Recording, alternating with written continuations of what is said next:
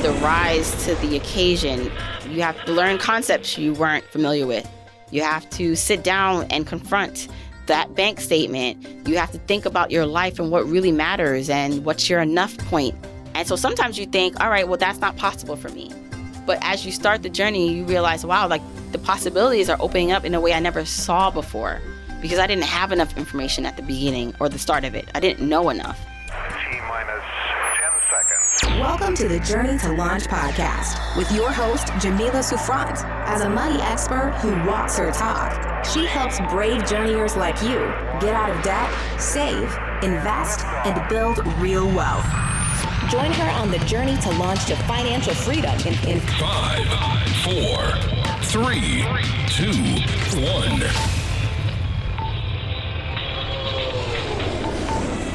If you want the episode show notes for this episode, go to journeytolaunch.com or click the description of wherever you're listening to this episode. In the show notes, you'll get the transcribed version of the conversation, the links that we mentioned, and so much more.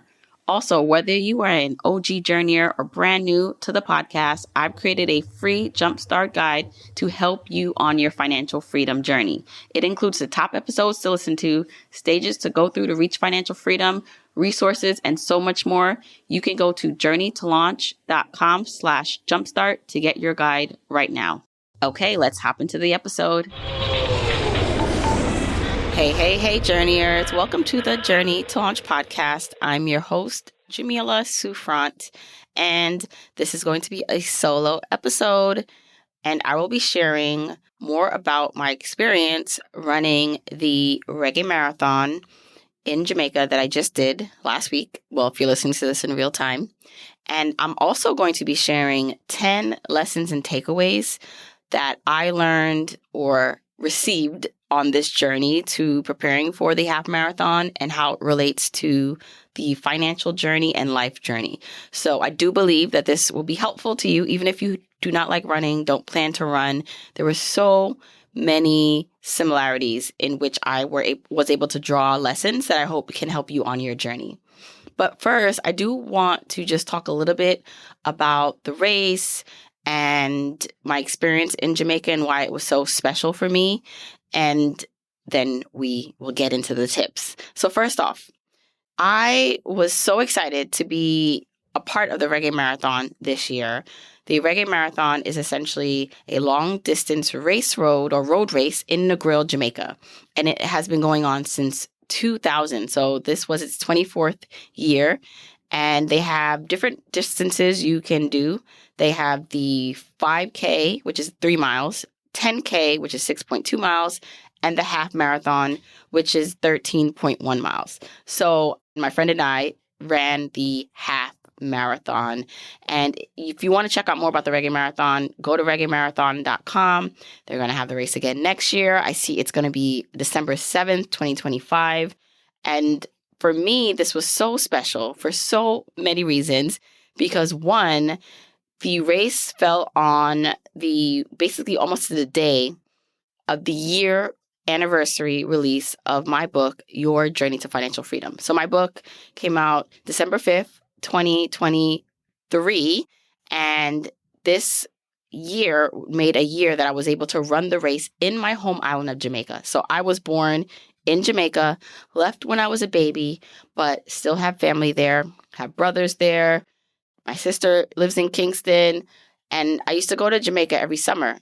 So I have a deep, deep connection to Jamaica. I know sometimes if you're coming from another place or you're born somewhere else, the connection can sometimes drift or not be as strong. But I really feel like the way I was raised and been able to go back so many times, I just feel such a connection to my island. So being able to go back at the 1-year mark that my book was released to run my first ever half marathon, the longest I've ever run, the longest distance I've ever run was just, it was amazing. It's almost, when I try to think about all the things that had to go into place or be in place to make this happen in my life, I'm like, this happened for a reason. Now, I do want to shout out a couple people because this wouldn't be possible without Kanisha Correa. Hope I said your name right, Kanisha, but she's a journeyer. She listens to the podcast. And she has a platform called About Her Culture. So it's a social impact platform that celebrates and supports African and Caribbean women around the world whose work is positively impacting community and culture. I was featured on her site. She listens to the Journey to Launch podcast. Hello. And she reached out a couple years ago to tell me about the race and say, hey, maybe you can come down, be an ambassador. Let's work it out. And this was, I would say, it was a couple years ago. And so do you know that we tried 2 times before this time that worked to make this happen? But for whatever reason, the stars were not in alignment and we couldn't make it happen. But I always kept being optimistic about it. And eventually now, this year, it worked. So shout out to Kanisha because she really reached out to me and put the Reggae Marathon on the map for me, letting me know about it, and then hooked me up and connected me with the Reggae Marathon people who basically facilitated me to be able to go. And so I want to shout out Diane Ellis, who is a part of the Reggae Marathon team. She and her crew did such an amazing job holding and running this event in Jamaica. You can tell that they do a lot of community work and it's a thought out race. I mean, they've been doing it for 24 years. And I love that they have different lengths or different distances. So if you're not a long distance runner, it's something you can still do. I saw people walking. I saw different ages, I saw a kid running, like he must have been like 6 years old. I know they had some high school and college students running. They get prizes. They get back to the community. It was just, I mean, go check out reggaemarathon.com. And I really hope that I can go back next year. And so I want you guys to come with me. So check it out and you'll hear me talking about it hopefully more over the year. Now, with that, I do want to share 2 places that I stayed at because this was also very special about my trip, is that I got to stay at 2 really nice boutique resorts, family-owned and Black-owned resorts. Now, in Jamaica, tourism is a big money generator. And most of the time, we know about the big hotel chains. But there are still some boutique, family-owned, Black-owned people who are running and owning hotels, the smaller hotels, even some bigger ones in Jamaica. So I got to stay at 2 of them. The first one was Rondel Village. I just want to give you a little information about it. I'm going to be linking, by the way, all of this in the show notes because I want you to go check it out. But Rondel Village was the first place my friend Ashley and I stayed. It is a family-owned and operated beachfront resort on Negril 7 Mile Beach and has really lush tropical gardens, a nice pool, steps away from the beach. If you follow me on Instagram at Journey to Launch at Jamila Souffrant, I posted a couple of shots of me walking to the beach and I really enjoyed the walk. I think that was one of my favorite things about the stay is just taking in this walk to the beach and taking in the environment and the sounds and the trees and all the foliage. It really was nice. And we ate at Jaybird's restaurant. It's a restaurant located at the hotel. It was so good. I had the Jamaican breakfast every morning that I was there. Had good dinner. But really for me, I love Jamaican breakfast. I don't know how to cook it, unfortunately. I know, shame. So whenever I can get it, I'm getting it. So that's fried dumpling, boiled banana, ackee and saltfish, callaloo. Like I was going in. So something I really also enjoyed. But overall, I really, loved the accommodations and just want to shout out to the people at Rondel Village for making that happen. And guess what? When I was at the village, I ran into episode 399 guest Tanya Taylor. So she was just on my podcast at the beginning of November. And we're sitting at the restaurant with Shalia, my friend who came with me, eating. And then I saw Tanya. She looked familiar. I mean, I just interviewed her a few weeks ago. But she was like, hey, and she came up to me and I was like, oh my gosh, that's you. I thought it was someone I recognized. But she was basically also staying at Rondel Village because she was participating in the marathon. How cool is that? So you can also check out Tanya's episode. I will link it in the show notes. She talked about coming here to the United States from Jamaica undocumented and being able to make a way for herself is super inspiring. And being able to build her finances up to a point where she is financially secure. So check that episode out. It was really nice hanging out with Tanya at the resort and even running with her at some points in the race. The second place that I stayed at was Travelers. So Travelers was really a cool experience. And I love the story of Travelers. It's also located in Negril. And staying at Travelers was really nice because I love the history of it. So Travelers started as a single cabin and bar, and it grew to a 60-room hotel by the founder, Winston Wellington. And now it is a thriving, larger hotel in terms of 60 rooms than when it started. And what I love most about this story is that his 3 sons now run the hotel together: Winthrop, Winfield, and Wingate Wellington. How Jamaican are those names? But his 3 sons have taken the reins in a way and are running the business. And I just love that story. And Winthrop has a YouTube channel, Throp. It's called Throp, and I'll link that. But he interviewed me for his YouTube channel to talk about my connection to Jamaica and obviously some financial topics. I can't wait to share that and see it when it's out. But that was also really special. But again, staying at both of these places was really nice and really special and just added to the experience of being in like Jamaica. Now, let's go a bit about the race. I'm going to go a little bit about the race and then we'll get into the tips. Again, this was my first time running this long distance, and my friend and I were a bit nervous. You know, I started running more accidentally or reluctantly in the pandemic because all of the gyms were closed. And I still wanted to be fit. I still wanted to be active. So I remember going out and at first just walking. My husband and used to run, and I would look at him and be like, all right, I'm not running. I'll just meet you back at the car. I'm going to take my time because I never really thought about or wanted to run. Whenever I saw people running, I thought to myself, why are you doing this to yourself? It looks so hard and miserable. But I got a little bug in me that said, you know what, how about you just try something? So I remember trying to run half a mile and then a mile. And then I finally worked myself up to 3 miles at a time when I was running when I first started. And that was so hard for me, even just running the half a mile. Like I thought I was going to pass out. But I eventually started to build up my stamina, and 3 miles became what I did.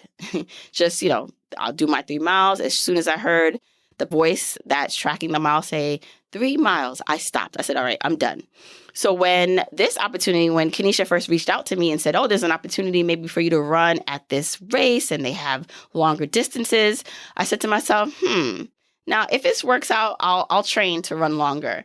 And when I did find out that it was going to work out, I was like, it's time to get serious. And that's when I started to train and run longer distances and get to the point that I got to where I was able to run 13.1 miles in Jamaica. So the race started at 5:15 a.m. and we had to get up. We left our hotel at 3:45 a.m. to get on a shuttle. Shuttles were picking everyone up along the main road in Negril to take us to the starting point.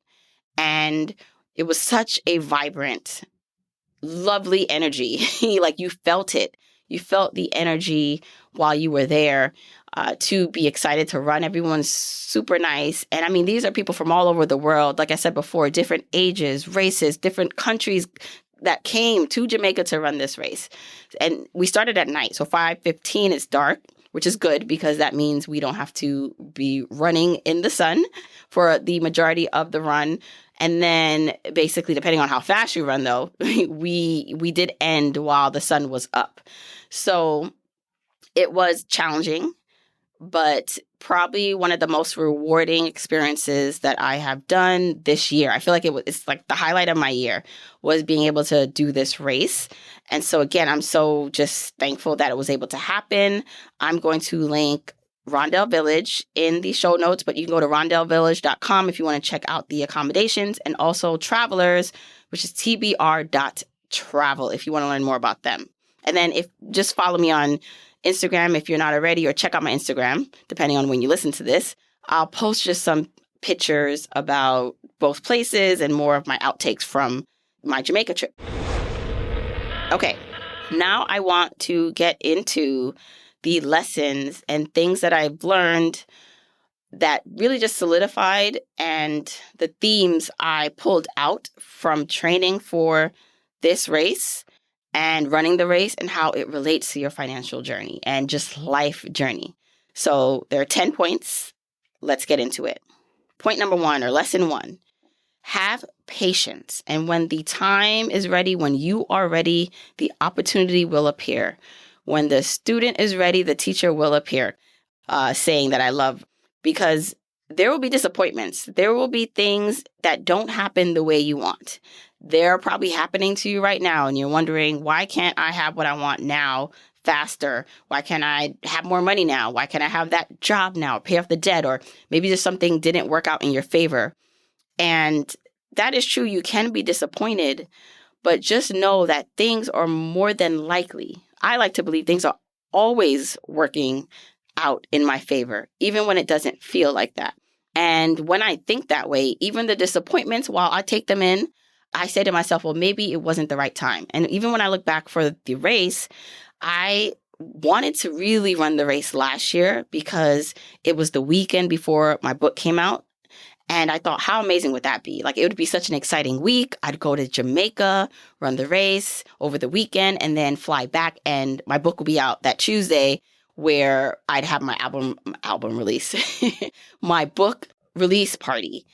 And when I think about that now, I'm like, how would you have made that happen? Like, there was so much going on that week. There was so much going on that year, even 2 years prior, because writing the book, it took a long time. It took a lot of energy.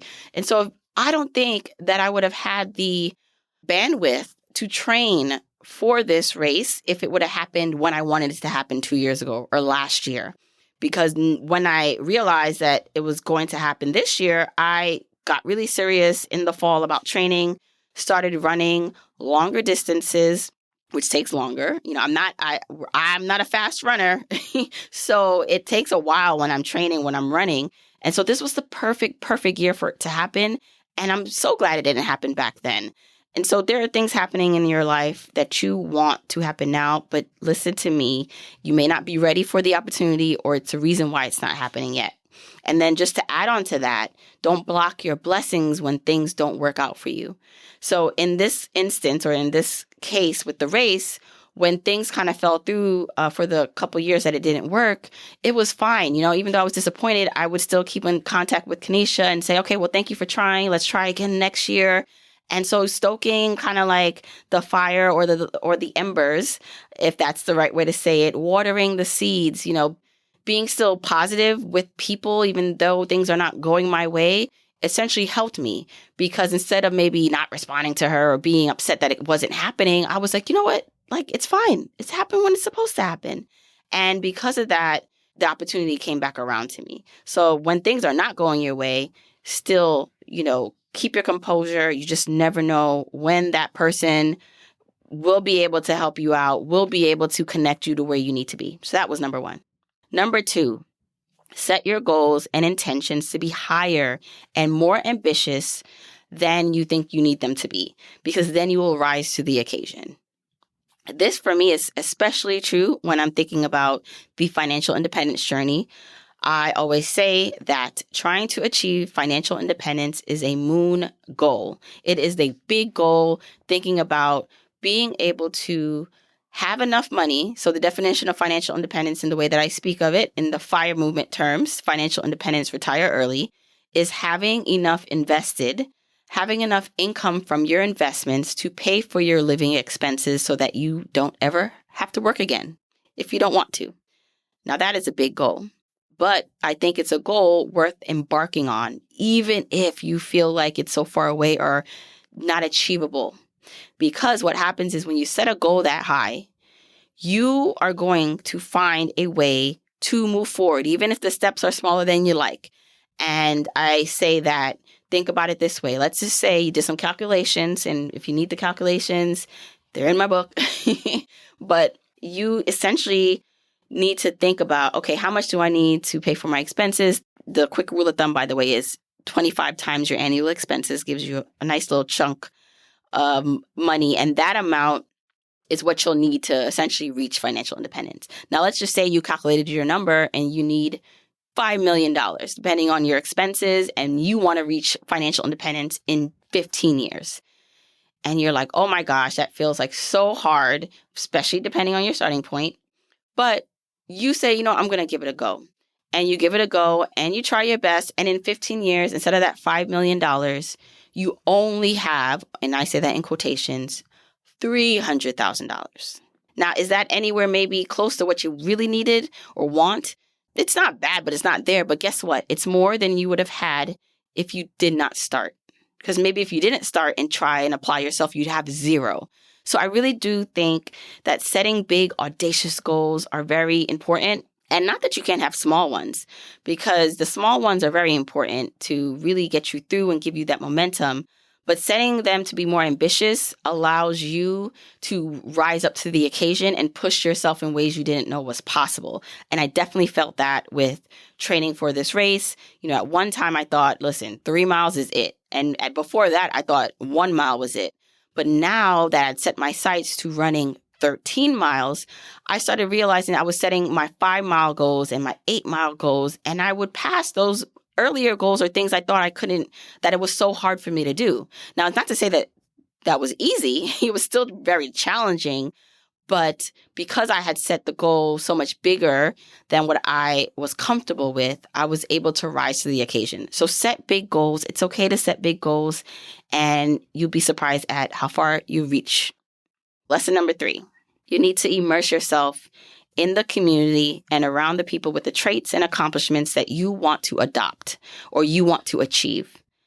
This applies to anything, whether you're trying to run a business and be an entrepreneur, or you're a parent, or maybe a mom, or you are trying to get out of debt. Being around people that you admire and you can really see that they're actually doing the things you want. I'm not talking about like social media and it looks like nice, but like they are doing the thing you want to do, and that's the norm for them, sets things so apart in terms of what's possible. Because then you start to realize that the things you once thought were not doable or you couldn't do, there are people doing it all the time. Like there are people literally running marathons every day, or ultra marathons. Like seriously, I am following, or I've come across this lady on my Instagram, and she's been running like ultra marathons. I think it was like 50, 40 miles a day. And I'm like, how is that possible? But someone's doing it. And so it makes me feel like my goal of running a half marathon at 13 miles, listen, why not? It's possible as long as I want to do it and I put the work in. So being around and immersing yourself in the world you want to be a part of is important. I remember on my own financial journey, being into the podcast and blogs, and when I started the podcast, going to conferences and going to FinCon to immerse myself around other people in the personal finance space, all really helped me see what was possible for me. So immerse yourself in the community that you want to be around. Because for me, when it came to running, it was having a friend, my friend Shalia, who is like, I feel like she's the real runner, because I think she would like to probably push herself to do more. Is helpful because I have a friend now who I can look at and say, okay, for her, like we're doing this together. It's my community. Or being around other runners.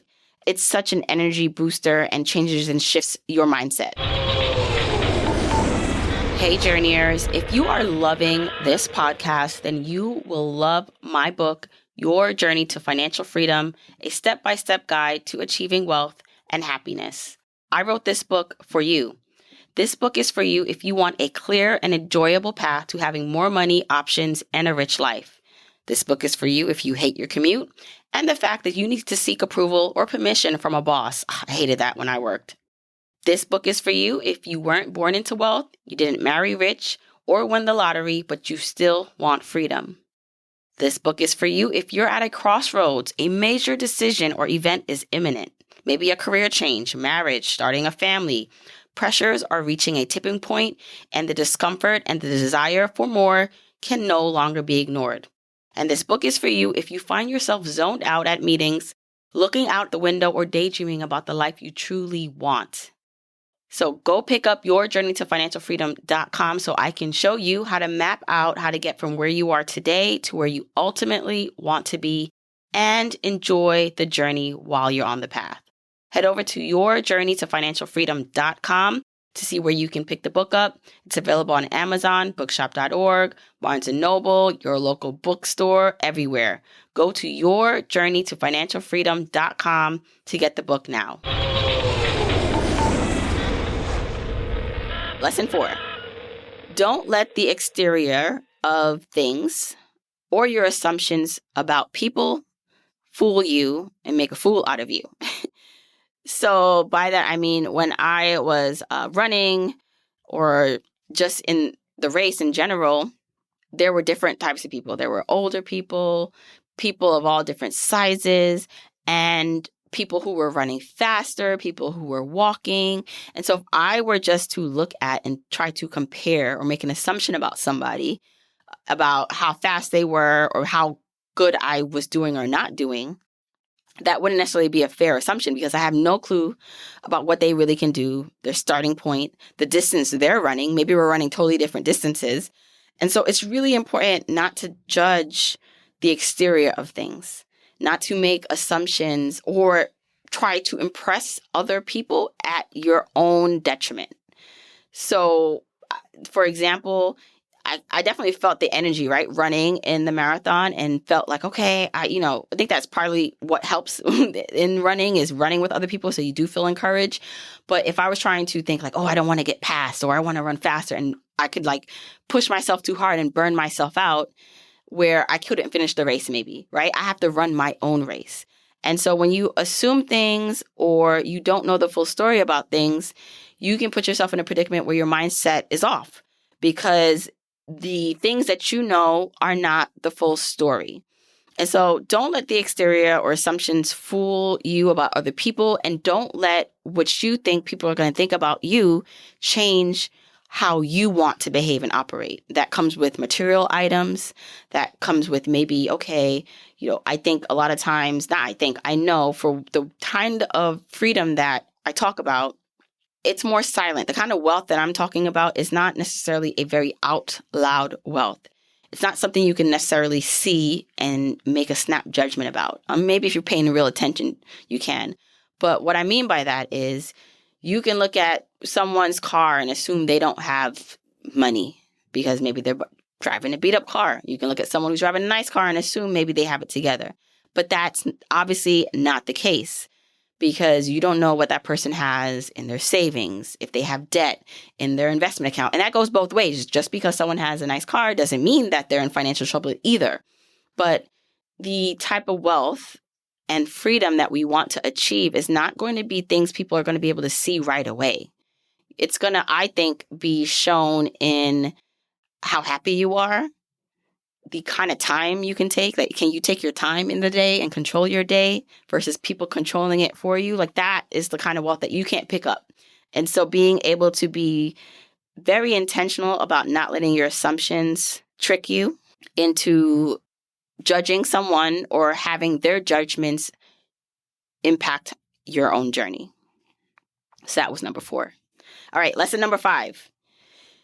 It's really hard to measure your true experience or performance outside of the numbers if you're comparing it to another person. So this is kind of similar to don't let the exterior or assumptions fool you, but it's a little bit different because I mentioned before people were doing different things at the marathon. Some people were running 5K, 10K. Some people were running the full half marathon.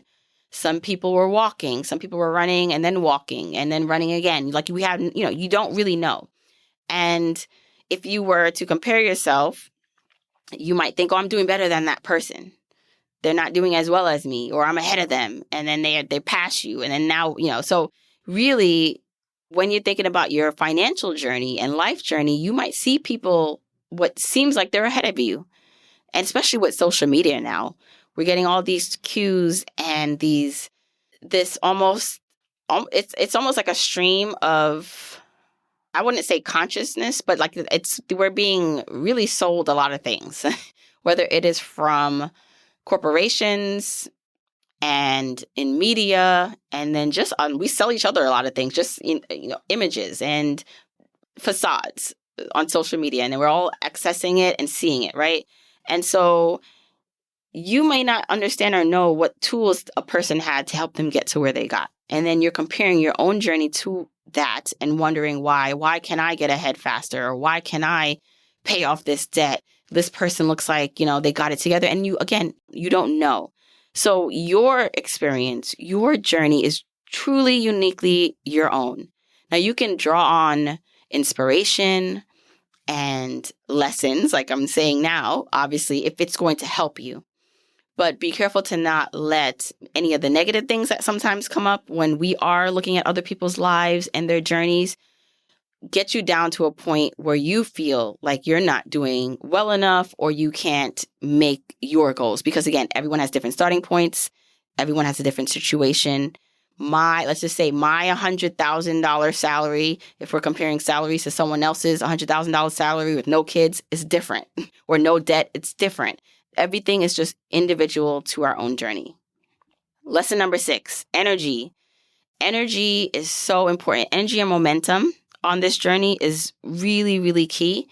And it doesn't mean that you can't slow down or take breaks, but the energy and momentum usually, even when you don't feel like doing something, will carry you through. So you need to find ways to have energy boosters or momentum, whatever that looks like, whether it is things and joys that you find on a daily basis, simple things, doesn't have to be very expensive, that help you get through the day. I remember when I did not enjoy or love my commute, I had to find things about my commute that I enjoyed. I had to get the energy to keep going, to driving the hour and a half, 2 hours one way to work. And same thing with the journey. And so the momentum that I experienced at the marathon was pretty cool because I remember when I was training for the marathon, the most I'd ever run was 10 miles. And I was speaking to another runner who was saying that, you don't really have to run longer than that because once you get in the race or in the marathon, the energy of the other people will take you home. And I'm like, okay. So, and it was so true. I loved, and I almost could feel it, the energy while running. Everyone was so encouraging. There are people who were coming back. So there's like at one point you turn around, you make a loop to come back to get to the finish line. And so when the people were passing me, and I know they were like ahead of me because they were going back to the finish line, it encouraged me. I'm like, okay, like, look at them, like they're doing it. And they'd be smiling, or maybe they were struggling in their face, it seemed. And I'm just like, wow, like this is so encouraging. And so energy is really important because I do feel like that momentum helps us move forward, even if we don't want to. So whatever energy boosters or momentum you need for your journey, find them. It's similar to the community lesson that I talked about, is you'll get that in a community. You'll get that hopefully in a person or a friend or someone in your life that can help give you that energy to help carry you through. And the other thing was, I just want to say, so my friend Shalia, I typically don't like running with anyone. I like running solo. But with this race, we kind of separated. We weren't too far because we were running about the same pace, but we weren't really running together for the first, I'd say maybe 5 miles or 6 miles. And then we started to run together for the last of it, for like the rest of the race, which was like 5 or 6 miles. And it felt so good running next to her because we were at the same pace. So I didn't feel like I needed to like have to run faster or slower. I mean, it was just the energy that I was receiving from her and that we were giving each other, encouraging each other, really got us through to the end. Oh, and I did a reel about that too. I did a reel where I did every mile. I said, hey, mile 1, mile 2. So you can check that out on my Instagram if you want. Okay. Lesson 7. Training and preparing for whatever path you're on, like the journey you're on, is the work. It is the goal. The destination or the end goal that's not it. That is not where you're going to find the solution to all your problems and when you'll finally be happy. I think when we think about our life that way, we miss our life. It passes us by because we're only looking forward to the one end goal. And then we get to the end goal and realize like, wow, this is not it. I'm still not happy. And it's so important. That's why I talk about just in my podcast and in the book to find happiness even without. So even if you still have debt, even if you're not close to your investing goals, even if you're not working somewhere that you enjoy, like how can you find the silver lining? How can you find the happiness in the journey and make it something? Because the journey is going to be majority of the work. When I think back on training for the marathon, yes, of course, like being in Jamaica and the race itself was amazing, but most of the time was spent in the training, was spent in the months and months before the race. And I compare this to your financial journey in a way that or financial independence journey, I call it your before awareness of financial independence and then your after awareness of financial independence. That we are all on this journey, whether we know it or not. You need your finances. So whether you are intentionally doing something to help yourself and your finances, you still need your money to work for you. And before I found out about financial independence, I wasn't doing things as intentionally, but I did make some good choices, not always perfect, that helped catapult me forward on my journey when I did know about financial independence. And so oftentimes we have these different parts of our journey that we're not even aware we're on the journey. We're not even aware that this is part of it. Like the game started, we're in the game and you don't realize it yet until you have the awareness. Like they say a fish doesn't know they're in water, but it's in water. So with the journey, once you realize you're on it, how do you make the best of it? How do you understand that while, yes, it's great to have that big goal that I was talking about before and other goals, but how do you make the moment, the present moment and the journey itself what's important? Because everything you're doing, that if you had to stack it up and compare it, it's a lot more time and energy to do the training or the journey than is the end point. And then again, once you get to the end point, you're going to have another goal or something else you want to do. So just understanding that, hopefully, I know for me, puts me in a place of when I know that there's still a lot of things that I want to do and that I'm looking forward to, is that I don't hang my hat or look at just that goal. At the end, I'm looking at how do I bring that happiness that I think I'm going to feel at that point to my life today. Okay, lesson 8. Are you still with me? The journey is as much or more mental and emotional as it is physical. It's this concept of the inner and outer. It's this concept I talk about in the book, Your Journey to Financial Freedom, about the tangibles and the intangibles in the wealth formula. And of course, running is very physical. You have to be in a certain amount of shape for your body and be able to withstand certain things to be able to run. But what I've realized training is that, in even running the race, is that my mind and my spirit almost wants to give up faster than my body. Running really is like a meditation. I've heard this before. It's like a moving meditation because there's so much about it that is challenging, not just your body, but you're thinking. I know for me, I'm thinking even at the first mile, depending on the day and how I'm feeling, like, oh, I don't want to do this. Like even just to start the run, I'm like, oh man, like I don't even want to go. I don't want to do this. This is going to be hard. It's cold. And then while I'm running, I listen to music. I listen to podcasts. I usually listen to podcasts, a lot of murder, Dateline podcasts. But I sometimes my mind starts to wander. I'm like thinking about how much further I have to go. I'm getting bored. So all these things, my monkey mind, which reminds me of my Vipassana meditation that I did where I was in silence for 11 days. And they talked about the monkey mind and how it's going to be moving around, swinging around in your head like a monkey, like all these thoughts about what you can't do, why you should stop. And then ultimately to reach that physical goal of being able to run and finish whatever goal you set for yourself on, if you're running, you have to like be able to get past your mental. You have to be able to harness your mental and sometimes ignore the negative things that are happening in your mind. And that is so true for your financial and life journey, because all the things we want to do, like all the action items, paying off debt, investing, negotiating a salary raise, buying the car, like these are, to me, tangible things you can measure because you need money to do it. But in order for you to do any of those things, you have to work on your mindset, your habits. You have to work on things that sometimes you can't measure. It's a feeling, it's an aura, it's a energy about you that even if something is hard, you're going to try it anyway. Even if things are hard, you're going to keep going and not stop. And so for a lot of us, the external gains we want to have and achieve first need to be achieved inside of us, like the inner wealth, us being our biggest asset outside of the other external assets that we're trying to build, is that's what we need to pour into. So the journey for me, and I think for a lot of us, I think for everyone, if I'm being honest, is as much or more mental and emotional as it is physical. And so just keep that in mind as you are going forward. All right. Lesson 9. The possibilities are truly endless. You may think that you do not want to do something. And I mean, some people are like, I would never run. I'm not going to run. So it's not even about running. It could be about something in your life. You didn't even think about it yet. Or you thought about it and said, that's not for me.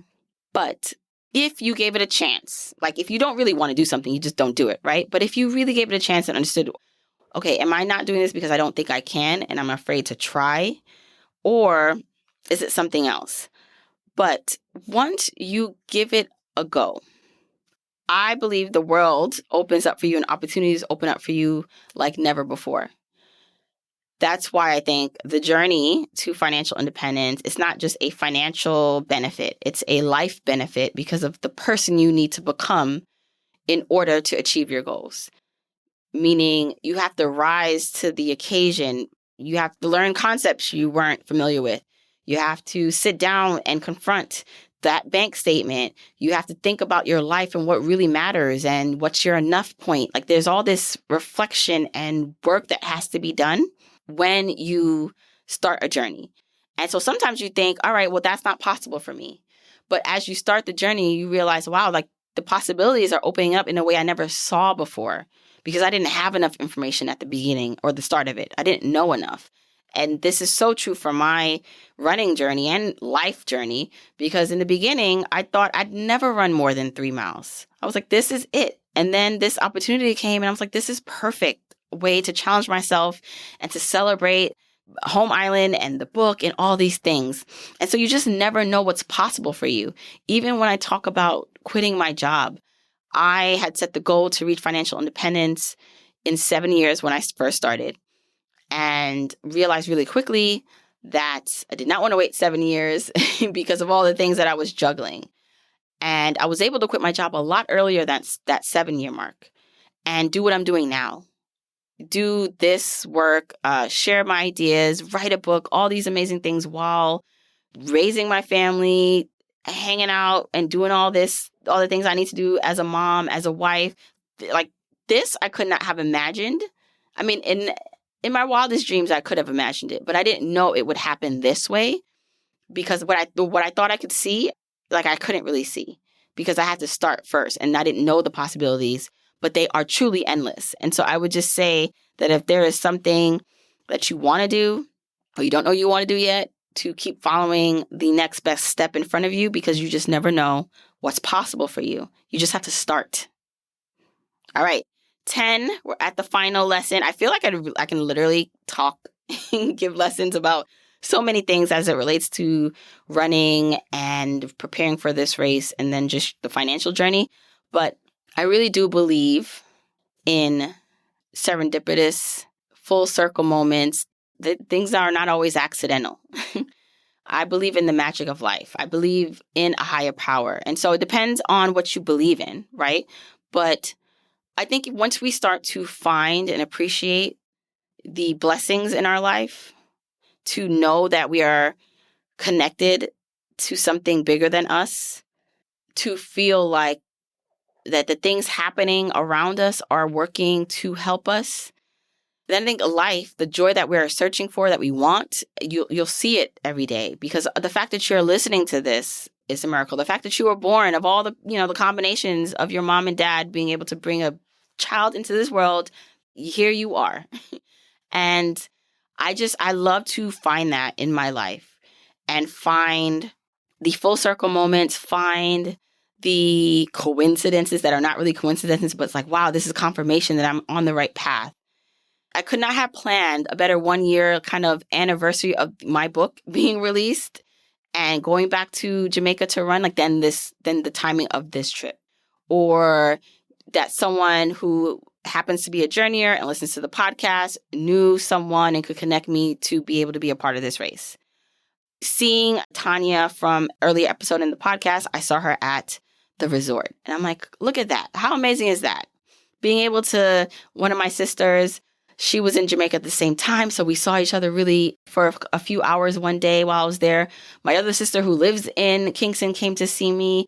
I was also able to meet up with Tiffany Grant, whose episode was released while I was in Jamaica. So we recorded this episode. I wasn't really planning to release it while I was there, but Tiffany Grant, she literally lives in Jamaica now, and we talk about that on her episode. My friend and I were able to meet her and have dinner in Jamaica. She lives in Negril.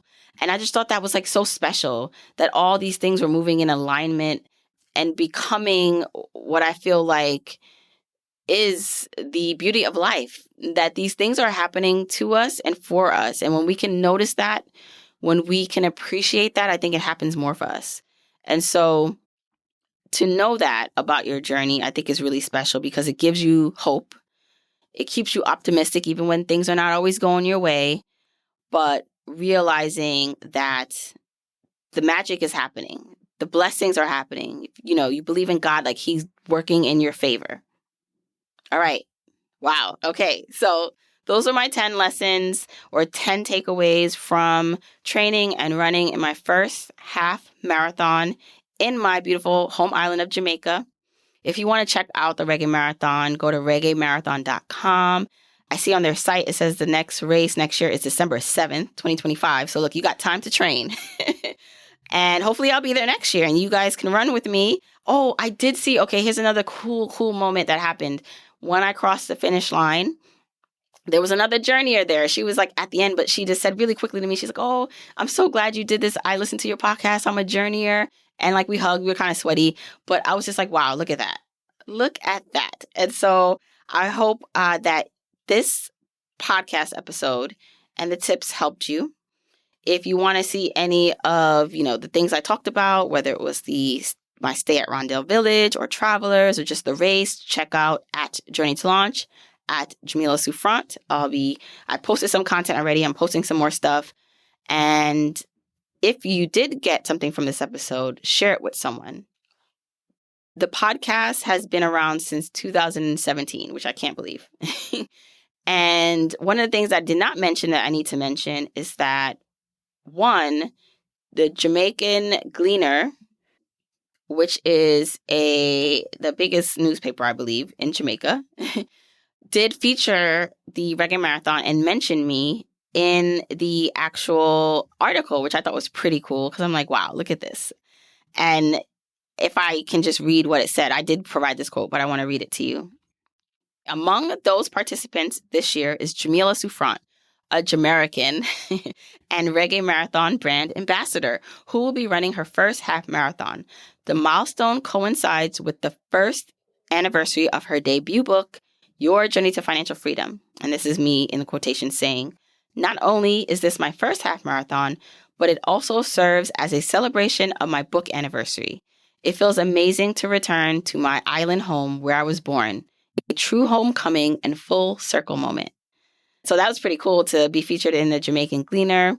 And then the other thing I wanted to say about the podcast is it recently won an award. So Bankrate, very popular platform, selected the Journey to Launch podcast as the best personal finance podcast as a part of its 2025 Bankrate Visionaries. So the Bankrate Visionaries recognize trailblazers who dedicate themselves to financial education and empowerment. And I am just still sometimes in awe that people listen. I know you're out there. I always say this, but I'm literally in my office right now talking to myself. I don't know how many people this will reach. But when it reaches someone and you tell me that it has impacted you, or when I do get recognition, even though external validation is not the goal, it reinforces why I do this work. It reinforces that this is the pathway that I'm supposed to be on. So I just want to say thank you. If you ever shared the podcast with a family member or friend, thank you. Make sure you're subscribed and you're following the podcast wherever you listen. So whatever app you're listening on, go to that app right now, open it up and make sure you press follow or subscribe. And that way you won't miss an episode and continue to share it. That's honestly the way that the podcast continues to get out there. And I hope you enjoyed this episode. All right. Until next week, keep on journeying, journeyers. Don't forget, you can get the episode show notes for this episode by going to journeytolaunch.com or click the description of wherever you're listening to this. And you can still grab your Jumpstart Guide for free to help you on your journey to financial freedom by going to journeytolaunch.com/jumpstart. If you want to support me and the podcast and love the free content and information that you get here are 4 ways that you can support me and the show. 1, make sure you're subscribed to the podcast wherever you listen, whether that's Apple Podcasts, that purple app on your phone, your Android device, YouTube, Spotify, wherever it is that you happen to listen, just subscribe so you are not missing an episode. And if you're happening to listen to this in Apple Podcasts, rate, review, and subscribe there. I appreciate and read every single review. Number 2, follow me on my social media accounts. I'm at Journey to Launch on Facebook, Instagram, and Twitter, and I love interacting with journeyers there. 3, support and check out the sponsors of this show if you hear something that interests you. Sponsors are the main ways we keep the podcast lights on here, so show them some love for supporting your girl. 4, and last but not least, share this episode, this podcast with a friend or family member or coworker so that we can spread the message of Journey to Launch. All right, that's it. Until next week, keep on journeying, journeyers.